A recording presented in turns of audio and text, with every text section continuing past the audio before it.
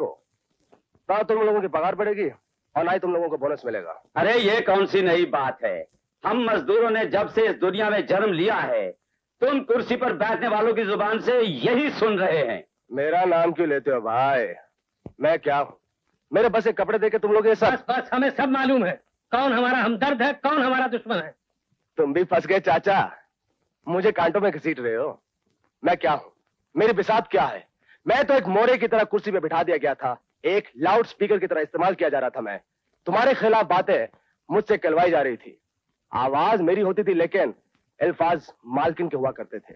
मैं एक कठपुतली की तरह था जिसकी डोरी मालकिन के हाथ में थी, जो जब जी चाहे जैसे चाहे घुमा देती थी और मैं घूम जाया करता था। असलियत जानना चाहते हो तो सुनो। तुम्हारा हीरो राम तुम लोगों की हमदर्दियों में बड़ी गर्मी दिखाया करता था शादी से पहले। अब क्या हुआ? शादी के बाद क्या हुआ? वो गर्मी, वो आवाज कहां गई? है कोई जवाब तुम लोगों के पास? रवि बाबू ठीक कह रहे हैं। अब आगे सुनो। सीता ने मुझे ठुकरा कर राम से शादी क्यों की? है कोई जवाब तुम लोगों के पास? अरे भाई मैं तुमसे पूछता हूं, है कोई जवाब? बताओ। अरे भाई ये बहुत गहरी चाल है। This is called politics in business. Ram मजदूर यूनियन का लीडर है, सारे मजदूर उसकी मुट्ठी में है। तो सीता ने सोचा कि अगर वो राम से शादी कर लेगी तो सारे मजदूर उसकी मुट्ठी में आ जाएंगे। अच्छा, आप लोग सीता देवी के ऑफिस गए थे? हाँ गए थे। किस सिलसिले में? अपने बोनस के बारे में पूछने के लिए। और वहाँ कीड़े खाए हुए बैगनों की बातें होती रही। कीड़े खाए हुए बैंगनों का बोनस से क्या संबंध है? एनीवे, और क्या बात हुई? मुर्गी के बारे में। शाबाश शाबाश शाबाश मेरे भाई। बात करने गए थे बोनस की और जिक्र लेके बैठ गए मुर्गी का। अच्छा बताओ, सीता देवी ने कुछ पगार बढ़ाने की बात की थी? हाँ। मगर किसकी? तुम लोगों की नहीं, राम की। मगर राम ने तो पगार बढ़ाने से इनकार किया है। हाँ, यस यस, यही तो चाह रहा हूं मेरे भाई। करोड़पति बीवी का शोहर 200 रुपया महीना पगार बढ़ाकर क्या करेगा? हाँ, क्या करेगा? अरे भाई मैं तो कहता हूं कि राम को तो पगार की जरूरत ही नहीं। अरे उसने अपनी पगार बढ़ाने के लिए इनकार नहीं किया था। इनकार किया था तो तुम लोगों की पगार बढ़ाने के लिए। अरे राम राम, हम सीधे साधे आदमी लोग हैं, ये चाल और गहराई को क्या समझे? ये सच है कि रवि बाबू को हमने अब तक अपना दुश्मन समझा है और अपने खिलाफ। हाँ यही तो बदकिस्मती है। धोबी का कुत्ता, ना घर का ना घाट का। एक तरफ तो सीता देवी मुझ पर भरोसा नहीं करती और दूसरी तरफ मेरे भाई, मेरे दोस्त, आप लोग मुझ पर भरोसा नहीं करते। खुदा खैर करे। क्या बात है, कुछ भाई लोगों के चेहरों पर बगावत का रंग नजर आ रहा है। इंतजार करते करते हमें बहुत देर हो गई है। हमारी मांगें सारी की सारी 1-2 दिन में पूरी हो जानी चाहिए, वरना याद रखो हम में से कोई भी काम पर नहीं जाएगा। हाँ तुम जा सकते हो क्योंकि इस फैक्ट्री की मालकिन तुम्हारी बीवी है। क्या कहा? एक मिनट। अगर तुम्हारी मेरे बारे में यही राय है तो सरासर गलत है। मेरी जाती जिंदगी का मेरी नौकरी से कोई संबंध नहीं। हम कल ही जाकर उनसे बात करेंगे और उसके बाद फैसला करेंगे कि हमें क्या करना चाहिए। क्या करना चाहते हैं और क्या कहना चाहते हैं आप? एक मुद्दत से हम लोग बोनस की मांग कर रहे हैं। आपकी तरफ से इसका कोई जवाब नहीं आया। अब हमें क्या करना चाहिए ये आपके फैसले पर निर्भर है। ऑल राइट, फिलहाल हमारा ये फैसला है कि हम आपको बोनस नहीं दे सकते। नहीं दे सकती? मगर क्यों? क्योंकि इस साल कंपनी को बहुत नुकसान हुआ है। नुकसान? हाँ, ऑडिटर साहब इन्हें समझाइए। हाँ, इस साल कंपनी को कई लाख का नुकसान हुआ है। चलिए मान लिया कि आपकी कंपनी को इस साल नुकसान हुआ, लेकिन इससे पहले तो कंपनी फायदे में चल रही थी। उन फायदों का हमें बोनस दिया जाए। वो तमाम फायदे इस साल के नुकसान में खत्म हो गए। आपका ये जवाब इनकम टैक्स वालों के लिए ठीक रहेगा, हम लोगों के लिए नहीं।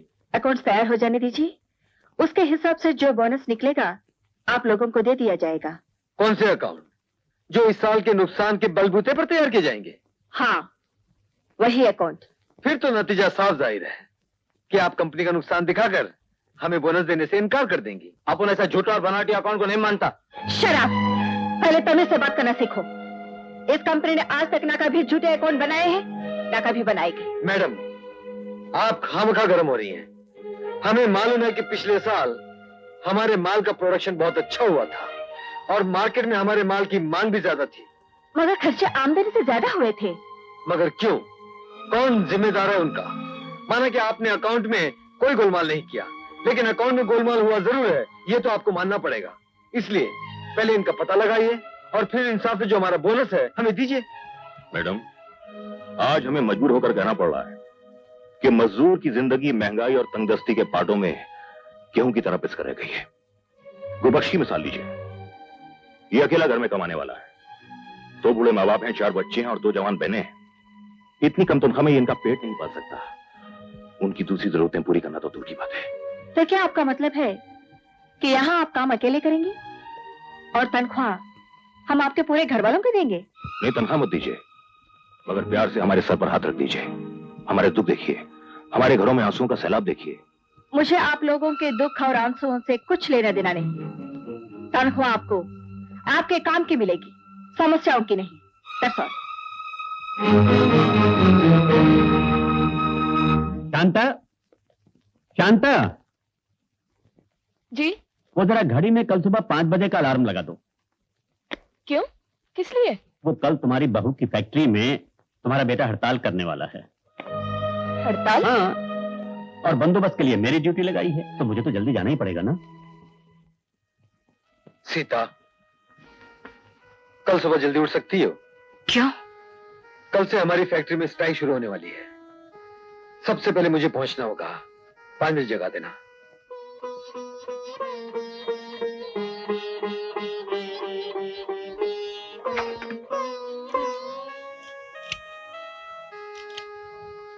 Hello, this is 6141-314।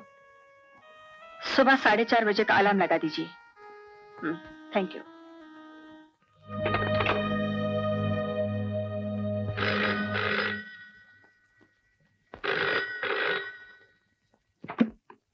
Hello, S, thank you.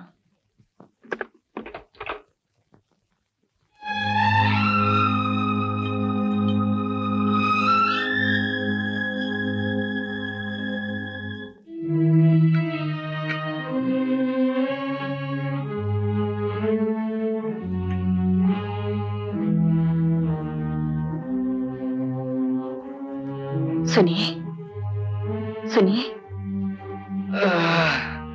Coffee. 5 बज गए? नहीं, और 15 मिनट बाकी है। बस हो गया क्या? हाँ। काम उठ गया?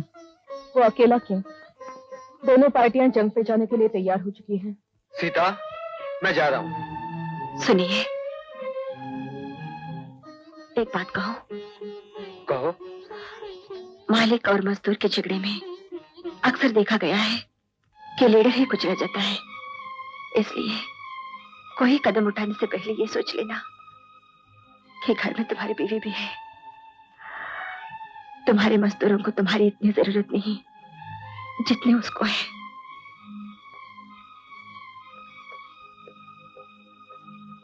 सुनिए, वहां कुछ छोटी मोटी गड़बड़ हो गई तो सख्ती मत करना। देखो, ऐसे मामलों में दोबारा मुझे कभी सलाह नहीं देना। मैं पुलिस ऑफिसर हूँ, मुझे मालूम है क्या करना है।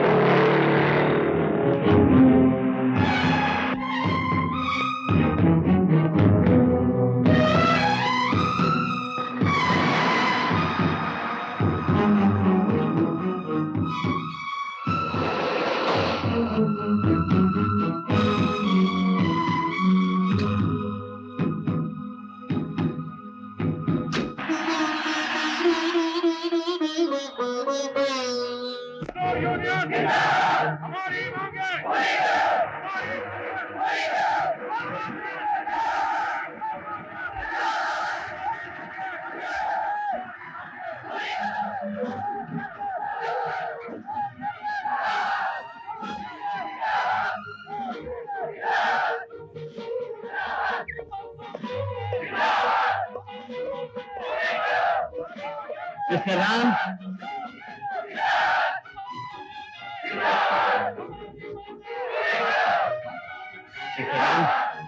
ये नारे लगाने या हड़ताल करने की जगह नहीं। सर, असल में ये हड़ताल नहीं है। हम 1 घंटे के लिए अपनी आवाज मालिक के कानों तक पहुंचाने की कोशिश कर रहे हैं, और फिर जैसे ही फैक्ट्री का वक्त हो जाएगा हम सब अपने अपने काम पर चले जाएंगे।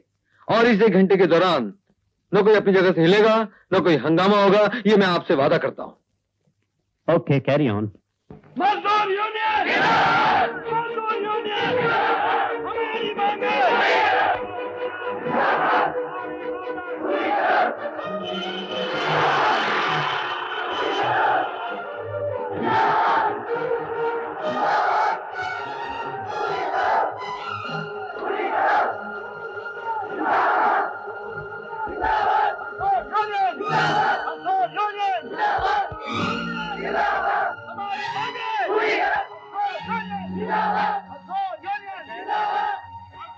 इंस्पेक्टर,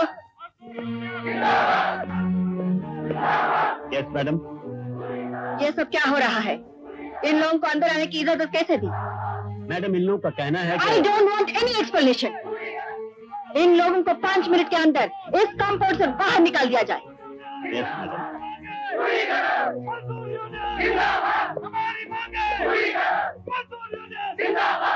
मिस्टर राम,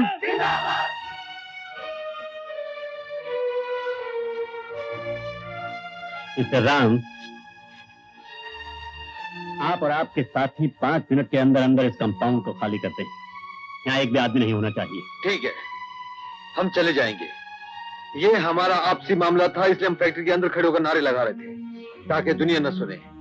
आप हमें मजबूर कर रहे हैं कि हम बाहर गली कूचों में जाकर नारे लगाएं, तो ठीक है, हम चले जाएंगे। इंस्पेक्टर साहब, इनसे कह दो फैक्ट्री के अंदर चिल्लाने से आवाजें फैक्ट्री के अंदर नहीं रह जाती है, इसीलिए सड़कों पर चिल्लाए, गली कूचों में चिल्लाए, मुझे कोई फर्क नहीं पड़ता। इन लोगों को यहाँ से फौरन बाहर निकाल दिया जाए। इंस्पेक्टर साहब, इन लोगों की तरफ से मैं आपको यकीन दिलाता हूँ कि ये लोग कोई दंगा, कोई फसाद नहीं करेंगे। मैं किसी फसाद और हंगामे से नहीं डरती। ये कंपाउंड फौरन खाली कर दिया जाए। अंदर ना कोई मजदूर जाएगा और ना किसी की आवाज सुनाई देनी चाहिए।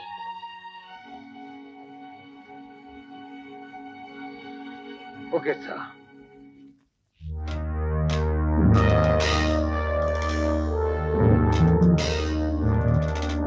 मजदूर यूनियन जिंदाबाद! मजदूर यूनियन जिंदाबाद! मजदूर यूनियन!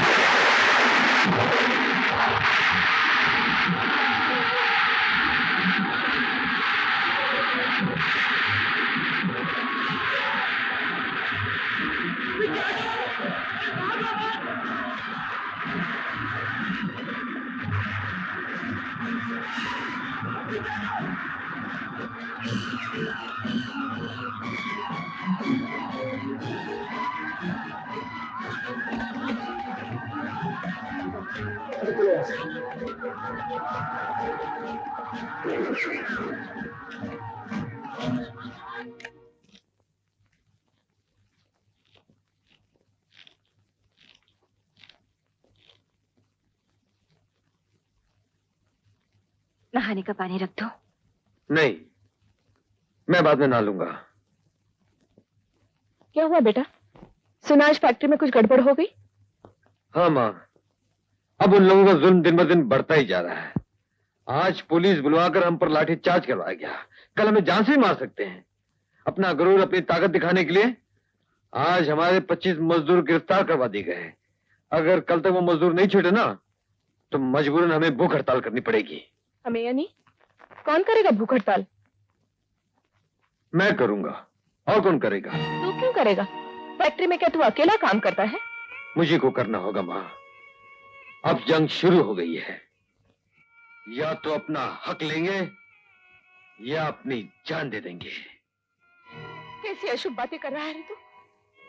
पहले अपनी माँ को मार डाल, फिर जो जी चाहे कर।